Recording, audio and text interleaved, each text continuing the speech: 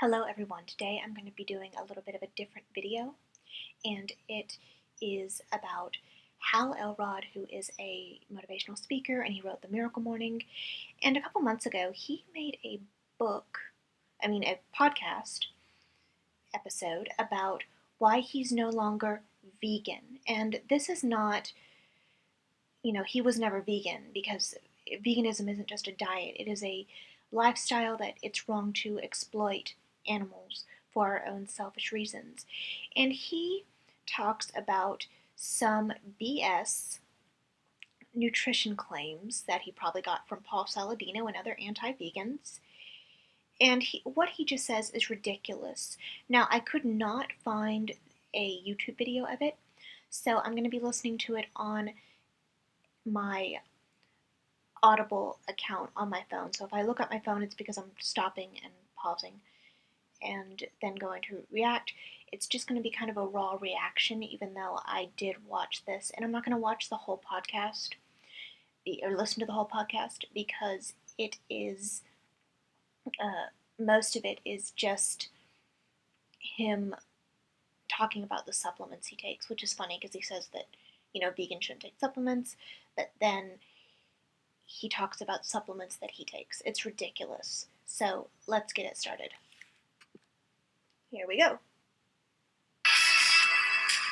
Hello, my friend. Welcome back to the podcast. Today, I want to share something deeply personal and perhaps a little controversial with you, depending on where you stand on this topic, and it's why I stopped being vegan after roughly 16 years of identifying as vegan and eating accordingly. And if you're vegan, by the way, if you are a vegan today, keep listening. This is not going to be me trying to change your mind or anything like that. I just want to share with you my journey, my story, and most importantly, what I learned about the limitations of a vegan diet.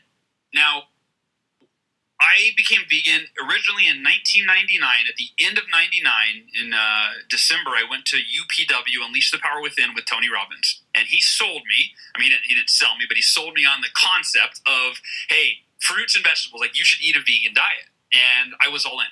And in the beginning, at first I felt amazing. I had more energy, I felt lighter, and I had a real sense of purpose, knowing I was aligning my diet with my values. Okay, it sounds like he was doing a raw vegan diet. That's usually how it happens. These stupid people do these raw vegan diets, and then they're not getting enough nutrition for the most part, and then they fall off the wagon and they throw their fake ethics out the window, and they know that they're going to get, thumbs up from a lot of other, from 99% of people that pay for animal abuse 3 times a day with their food choices.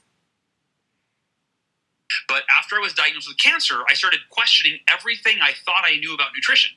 And I started digging in deeper. Not to mention, I was running tests. I had never run blood tests the way, I don't think ever I had all of my markers tested until I had cancer. And one thing that coming up was vitamin B12 and the deficiency. So when I dug in, I realized, wait a minute, this vital nutrient is missing from a vegan diet. Vitamin B12 is missing from a vegan diet.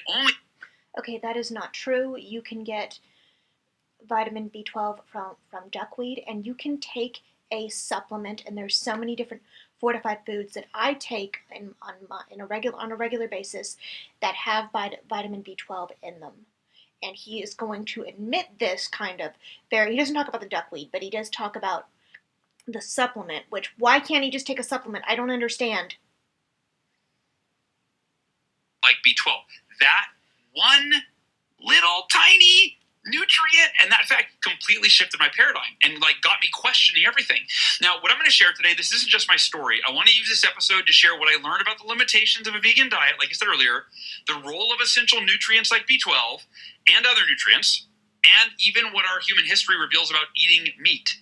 And again, my goal isn't to convince anyone to change their diet, but to encourage open-mindedness and curiosity. And like I said, I still eat a majority vegan, organic, plant-based diet, but I eat meat every single day, and I'm going to tell you why. Okay, so you can't be a little bit vegan, you can't be a little bit I do vegan 3 days a week. Veganism is not a diet. It is a lifestyle that it is wrong to pay for animals to be tortured and murdered and exploited for food choices. And he needs to stop using these euphemisms. It's not meat. It is dead, rotten carcass from an animal that did not want to, suffer and die. And he didn't care about animals. And usually these people, these raw vegans, usually do not. And that's why it's so easy for them to drop their fake ethics. I do that. Before we dive in, I have a question for you. Have you ever wished you could wake up every day with the journey for 12 and it usually in our body? Red blood cell formation. All right, let's talk about this. I'm going to start with the nutrient that really shook my faith in a vegan diet, vitamin B12. I mentioned this in the opening. Now, this vitamin is crucial for so many functions in our body. Red blood cell formation, you can take a supplement, brain health, and even DNA synthesis. You may notice if you do buy a vitamin B12 supplement or an energy supplement, almost every supplement designed to increase your energy has vitamin B12 in it, usually in high doses. But here's the kicker. B12 is only naturally found in animal products. It's found in soil, which I'm not saying you eat soil, but it's found in duckweed as well. And you can take a B12 supplement. Why doesn't he take a B12 supplement? Meat, fish, eggs, dairy, that's it. Okay, now he's using euphemisms again. So let's call it dead, rotten carcass, bovine secretions, and chicken periods. Now, sure, vegans can take supplements or rely on fortified foods, but here's what made me pause. Then why aren't you doing that? If you know that you can get it from fortified foods, why'd you go back to killing animals? If a diet that excludes animal products was truly natural for humans, wouldn't B12 be readily available from plant sources? It's available in duckweed. To me, it felt like a sign from nature or God, depending on your perspective. That was mine. Like that maybe humans aren't designed to live without animal products. Oh my God. Has he been listening to Sparage and Paul Saladino?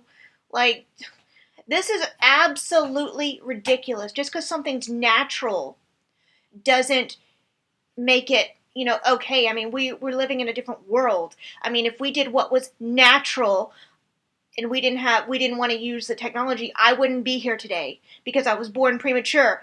If we would have done, what's natural, I would have been strangled by my parents because I was born 3 months premature.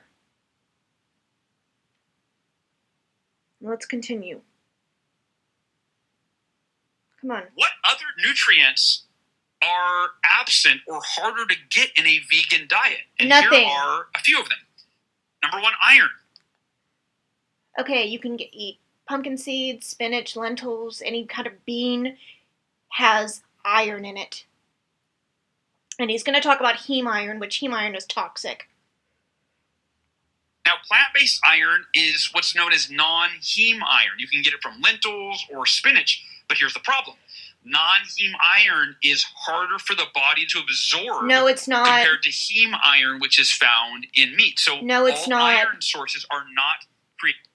I've gotten blood tests a few times as a vegan, and the only reason I didn't do it every year is because we had a pandemic going on, and all of my iron tests are good. And you can't win with these people because then these people will say, you haven't been vegan long enough. I've been vegan for almost 7 years. And everything tests perfectly. So he's not being honest here. Equal. Second nutrient is protein. Oh my God, he went to the protein argument. This is absolutely ridiculous. The only reason you're not getting enough protein is because if you're not eating enough. This is absolutely ridiculous. I did a whole paper. I did one paper / presentation just on protein alone. I made a presentation on it for graduate school, and I might, if you guys want to see that, I can put that in on my YouTube channel. And I did the protein as part of another large paper I did on vegan nutrition in graduate school because I was a public health major, public health master's student.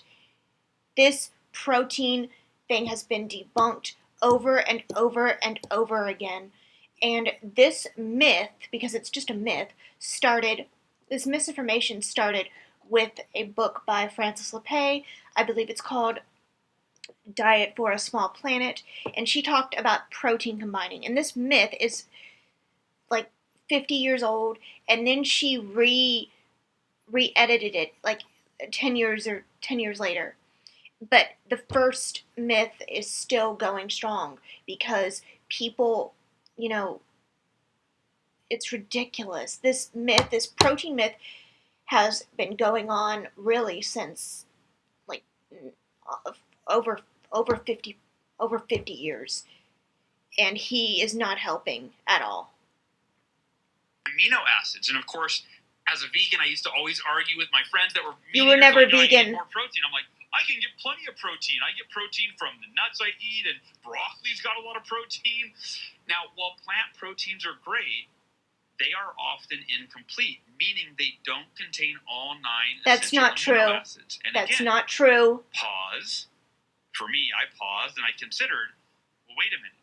If plant protein isn't complete, if it doesn't contain all 9 essential amino acids, then how can that be the diet that nature or God... Okay, so he's a religious nut job. Did he read the Bible and go back to animal abuse? This protein myth needs to die. Intended for human beings. If whatever diet was intended for humans, I thought it would have everything that you need. You'd have all your vitamins, all your amino acids, all nutrients would be contained ridiculous. in a plant-based diet. Third nutritional challenge with a plant-based diet is vitamin K2 and creatine. Now, okay, creatine is not essential, and K2 you can get from fermented foods like sauerkraut, natto, kombucha. Everyone likes kombucha, and I think it's in vegan yogurt as well. A lot of your fermented foods, so that's been debunked. These are nutrients that are largely absent in plant-based diets. No, it's not. Crucial roles in bone health. No, it's not. Energy production and brain function. No, it's not. So these get. Okay, if my brain is so effed up, how did I get a master's degree with my crappy, you think it's a crappy vegan brain? How did I get a master's degree? Apps made me realize how much effort and supplementation it takes to thrive on a vegan diet, and even then, unless, depending on where you live, the main supplement is B12, and if you live in colder climates where you don't get enough sunlight, maybe vitamin D. But everything else you should get from food, and you can get from food on a vegan diet. The results aren't guaranteed. So for me, it was unsustainable, and it was this realization, like, I try to live my life This guy is a multi-millionaire, by the way.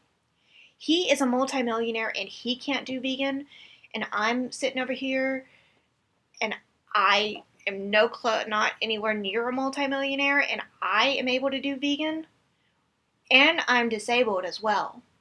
I don't have all my senses. So, this is just bull. He just wanted to give up on the vegan diet. It's ridiculous. That I do, I try to do in alignment with nature, what God intended. And to this day... Okay. Come on. I try not to eat anything that is synthetic or manufactured. And